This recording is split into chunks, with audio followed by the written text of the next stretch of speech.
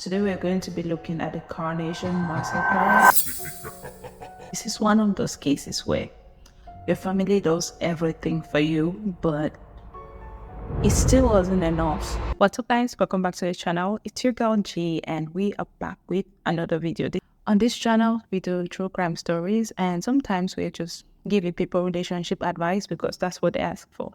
So if that's the kind of stuff you like, you should certainly stick around because we always have good story crimes with G. So Carnation is this small city in Washington state and it is known for its small rural community. It's actually just a small community because it only has about 2,100 people in it. They are a farming community and you would have things like 4th of July or fall harvest celebrations. People meet up and everyone knows each other and they're like long-term neighbors. It's that type of close-knit, happy space where you wouldn't imagine that crime is going to happen. And this was true until Christmas Eve, 24th of December 2007, where it was the home for one of the worst massacres that the entire Washington has ever seen. In this small community lived this happy family, Judy Anderson and Wayne Anderson. Judy was 61 and Wayne was 60 years old, and they had been blissfully married for 31 whole years.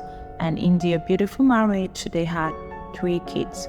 That is Mary, Scott, who was 32 years old, and Michelle, who was 29 years old. Scott has a wife, and his wife is Erica. Erica is also 32 years old, and Scott and Erica have 2 kids. Olivia, who was 5 years old, and Nathan, who is just 3 years old at the time all of this happened. So in 2001, Michelle, the Anderson's daughter, had met this guy called Joseph McEnroe, and they met in a role-playing chat room. Yeah, you guys get it. And they had become really close and started talking with each other for a long time. Now, Joseph lived in Arizona, and after talking with Michelle for a while, he decided to mail all of his stuff. For about 6 months, they had been talking and chatting with each other. He decided to mail all of his stuff to Washington state to meet Michelle and like be with her. This is the person that he wanted to be with. So before he came there, Michelle had sent him pictures of herself, obviously. But pictures that Michelle had sent to Joseph were not exactly up to date. They were significantly older. Joseph was like, this is true love. I don't care how you look right now. I have already fallen in love with you. And he fell in love with like her personality, who she is. And he was absolutely in love. It didn't deter him, and they continued their relationship. So in 2004, the couple decided to move to a mobile home park somewhere else in Washington and continued their life. So Michelle's mother, Judy, we already talked about her. She worked at the U.S. Postal Service, and her husband was an engineer with the Boeing company. And so I'm talking about this because Michelle worked at Target. So she and Joseph moved into this trailer park and they were paying their rent on time every month. The rent was about $390 and they paid their rent on time. What Joseph did for work was Joseph worked as a security guard, whereas Michelle worked at Target. And sometimes she would take her mom's route and her mom let her cover some of her shift, which means she was making some money from that. That's literally her mom already helping her at this point. So Michelle was thinking about starting a car painting company with her brother Scott. And one thing that the neighbors noticed around the trailer park is that they didn't really go out a lot. If it's not work, they were really not going out, or when they do go out, they wouldn't quite interact with their neighbors a lot, and so the neighbors probably avoided them as well. But what they would do to interact with their neighbor is if something pissed them off. For example, if there were kids in their yard, if someone took their spot, they'll just really get pissed off and go off on the neighbors. And another thing that the neighbors noticed is that these two loved to argue, and when they argued, they were so loud that even people who were like a couple of It's a trailer park, so even neighbors who were like a couple of vehicles away could hear what they were talking about. So neighbors noticed that they usually argue. They used to argue about money a lot. However, they were good. They were still happy. And they were going to get married. They were planning to get married. And Joseph was going to take Michelle's last name. So he was going to become an Anderson, which is a bit forward for at least that day and age. He was going to take her last name and they were going to have kids. That was a plan that the couple had in place. So 2006 rolls up and all of their money troubles had not ended. They kept having money troubles and it was becoming more and more difficult for them to keep paying their rent in this mobile place that they had. So they decided to move their mobile home to one property where Michelle's family lives on. And Michelle was not stoked about that because she did not have such a good relationship with her parents. They didn't have a great relationship, and she just felt that her mom particularly did not understand her, and she claimed that her dad used to beat her. So even though Mary was there, an older sister of hers, but Scott was the person that she was pretty close with. She felt like she could trust him, and she did not like this at all, but they could no longer afford to keep paying their rent where they were. So remember when we said Joseph packed his stuff and mailed them all to Washington to come be with Michelle? That's because his family, he had a falling out with his family, and this is what happened. He had rented a place out for his mom to live in, but she had gotten evicted from that property, so he didn't quite have a good credit anymore. That had damaged his credit, and that prevented them from being able to rent a new place, which is why they needed to get a mobile home, and they started living in a mobile home. So Joe was like, "Hey mom, because of what you did, I'm not happy about that," and he sort of just went no contact with his family, and his family had been like trying to find him, and obviously they didn't like Michelle, and they felt like she wasn't such a good influence on Joe. So on Christmas Eve 2007 comes up, and Joe and Michelle drive about 200 yards and go to the property itself because they are living in their mobile home not too far from the property. They drive and go to the property where her parents lived in, and Joseph goes behind to meet Judy, Michelle's mom, and he's talking to her, trying to distract her. Whereas Judy is wrapping Christmas gifts for her kids this Christmas, and they're about to have a family dinner. Scott and his wife and the kids are coming over. So Grandma Judy is preparing something to give to surprise her grandkids. And immediately Michelle comes in. She takes her gun and shoots at her father. And Joe is behind talking to Judy. And Judy hears the sound of a gunshot, so she rushes on back there with Joseph, and they go to the front. But when she arrives there, apparently Michelle had shot her dad and missed, and Joseph takes the gun and shoots Wayne to the head, and he does not miss. And then Judy is seeing all of this happen in front of her, and obviously she starts screaming, and Joseph turns to her, shoots her as well, and then she falls to the ground. He apologizes, comes in front of her and is like, "I'm sorry," and then shoots her in the head. So after shooting both her parents and ending them, Michelle and Joseph decided to go on a cleanup mission because obviously it's a family dinner. We don't want the house to be a mess when company arrives. So they clean the place, they clean the house, and pull the bodies into a shed back. So they cleaned the space and sat down there waiting for her brother and his family to arrive. So 1 hour later, just as they were about to get comfortable, Anderson arrives and she takes her gun out, shoots her brother Scott up to 4 times, and Erica is standing there, and before she could do anything, she gets shot as well. And so she starts to crawl and is able to place a call out to 911.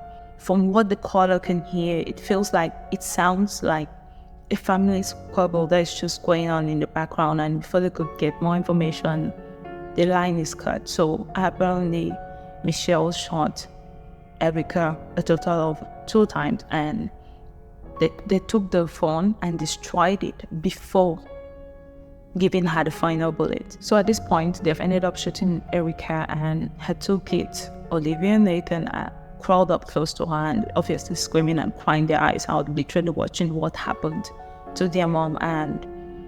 And Michelle is like, you have to end them, because they're going to have a lot of PTSD after what they have just seen, and also we cannot leave any witnesses. Like, she cares so much about their mental health that she decides to end their lives. So she's like, you have to end them. And he's like, goes up to the kids, crawled up close to their mom, and he shoots them at the head at close range. And it's just like, oh, sorry, I have to do this. And he shoots them. So police have heard this 911 call, and they call back 2 more times, and it's disconnected and they cannot reach this. So they do send people to go and check. But Michelle, thinking, oh, okay, there has been a 911 call, they're going to do like a wellness check or something, she decides to go to the gate, close the gate, and make sure that the house is totally locked. Because the gate is sealed, when the dispatch officers come there, they have no access into the property at all. They try to make contact, and they're unable to make contact with anyone in the property, so they go back. So on the 26th of December, postal officers were supposed to go back to work, and when Judy did not show up at work, her best friend from work, Tilly, she's like, no, something is wrong, and something is really, really wrong. So she decides to go check up on Judy, and when she arrives at the house, the gate is still locked, remember? She realizes that the gate's locked, so she gets out of her car, goes around the gate, and tries to have access into the house. She knocks out and no one's answering. So she tries the door, and the door was open. So when she pushed a little bit in, she could see Scott lying down, and she moved a little bit closer, and then she saw another woman's body, which was Erica's, and saw the body of a small baby. She ran into the bedroom, got their phone, and made a phone call to 911. And she's like, the person here works with me, she works with me, and something just happened. So at that time, she thought the female body she saw, which was Erica's, she didn't go close to look at it. She assumed that it was Judy, her co-worker. Police arrived there at about 9:30 a.m. So when the police arrived there, they started checking the house, and they first thought they had seen 3 bodies. That was Scott and his wife Erica and Nathan. But after the search further, they could see that Olivia was huddled right close to her mom. And the police were looking around, trying to gather some evidence. And as they kept looking, they were like, oh, okay, 4 people had been ended right here. As they kept looking, they discovered the bodies of Judy and Wayne that were just in the shed. And so it was a total mess. The crazy part is, Michelle and Joseph had left the scene. They had left, closed the gate, and they were gone. They were obviously trying to find a new place to be. But they returned. I have no clue what they were coming back to do at the crime scene. And obviously hopefully not, but when someone leaves their house and they're returning home, and there's like sirens, there's police car outside, the first natural reaction is like, what's going on? What's happening? What's going on here? But Anderson and Joe were like, chill. It's like they expected the police to be there. So when they arrived, they didn't seem fazed. Everyone would be like, hey, what happened? Where's my mom? Where's my dad? And everything. But they were like so calm, and they didn't seem fazed at all. So that already started raising suspicions to the police, and they didn't try to check for her mom. They didn't try to check for the people who were there. They didn't try to find out what's happening. Like, is everyone okay? They were just cool about it. So obviously, as new people are coming into the house, they were taken as people. Obviously, their reaction was suspicious, but as people who went to the house, or people who were supposed to live on the house in the property, the police took them in for questioning. And a few questions in, they were like, when last did you see your family? And she was like, yeah, I saw them on Christmas Eve. And where are you guys from? Michelle said she and Joe were going to Las Vegas to get married. Then they got lost on the way, which was why they decided to come back. That's what she explained to the detectives, and the police started questioning her, like, why? Oh, what happened? What happened? And she just broke down and was like, no, it's not Joe's fault. It's all her fault. And she said by the time she had shot the first bullet, she was like, what have I done? I'm a monster. She felt so bad about it. And so the detective was like, what about the kids? Why the kids? She was like, she felt that they had been scarred. They were going to be scarred after seeing what had happened to their parents. So she just decided to take away their pain. So please don't blame Joe, just blame me. And the detective pressed further, like, why did you have to end the entire family? And she was like, Scott owed her $40,000 and he would not pay back. And also her mom and dad, she was just tired of them stepping all over her. She said her mom and dad, Dwayne and Jody, had started asking she and Joe to pay rent for living on the property after they have been living there for an entire year for free. So they just gave a full confession, and the detectives could gather from their confession that the motive for all of the crime was just money. And so they arrested Joe and Michelle after their full confessions and took them to jail, and they were both charged with 6 counts of aggravated and murder. Now, Michelle confessed to it again and was like, no, after everything that she's done, she wants to waive her right to a trial, and she just wants to be given the most severe penalty, which is the death penalty. And that's what she was aiming for. But the process to finally end the case would take like 150 years. It was drawn out for no reason. And I kind of feel like just sitting down and knowing that she had killed her entire family was great. Was like good punishment, and she did not deserve the freedom or the luxury of the death penalty. What do you guys think about that part? So Michelle asked for it, and the prosecutor was like, let's give it to her, let's give her the death penalty. But that's in 2008. But the judge at that time ruled against it, and the governor at that time did not want anyone to be, he was like, nope, no death penalty, no one is going to be executed while I'm in office.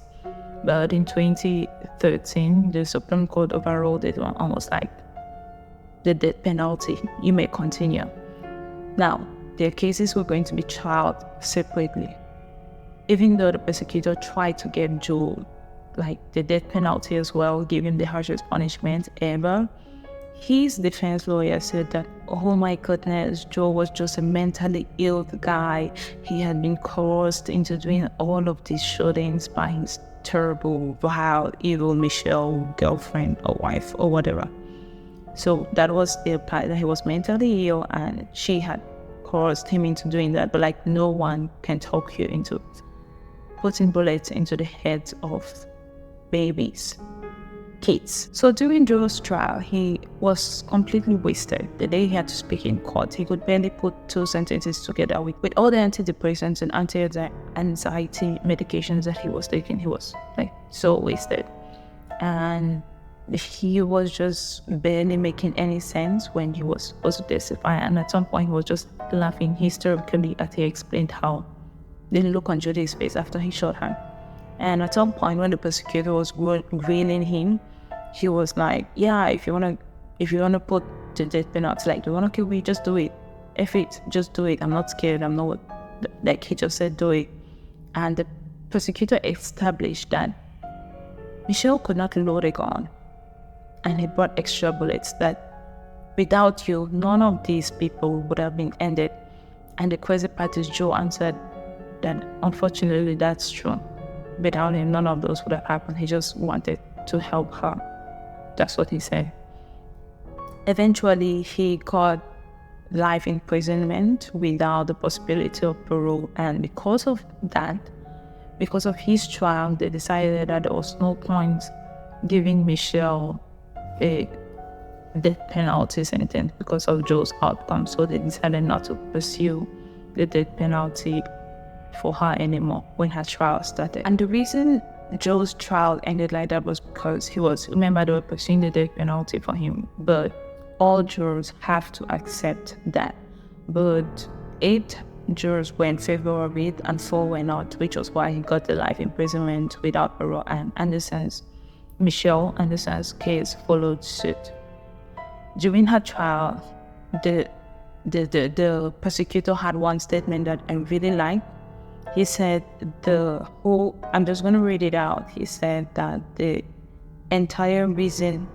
whole reason for why this massacre happened was because of pure, unadulterated greed, and that's absolutely it. And during the course of the trial, was revealed that Michelle actually hated Erica, and that's the person that she really hated because she had sort of pushed her out of Scott's life, which could make sense if Michelle had all of her crazy paranoia and Scott was the only person who used to calm her down. The man has a family and has kids to take care of, so he's not always going to be there to babysit you. So we can imagine that could have been the reason. And in the end, her trial ended up with her having jail sentenced to life imprisonment without the possibility of parole. But they did all of this in 2007, and they only ended up getting final sentences in 2015. Just a case that is open and shut. It shouldn't have had to take this long to get to where it should have gotten at. The night of the murder, after they confessed, this was supposed to be a closed case already. My heart breaks for Mary, Michelle's eldest sister. She lost a mom, dad, a brother, and eventually two a niece and a nephew, and eventually her last sister. She's just alone in this world because the people she loved the most had been taken away by someone she loved too. And at the end of Michelle's trial, she just told her, "It kills me. I loved you so much, and just know that they loved you too." And to think that's how she ended their lives. Well, that's the end of this case. What did you guys think about it? It's just so annoying that a stupid reason for all of those 6 people losing life, especially the kids, even the kids, was just money. Just money. I'll see you guys in the next video. Remember to subscribe and let me know if there are some cases you'd like us to cover. Goodbye.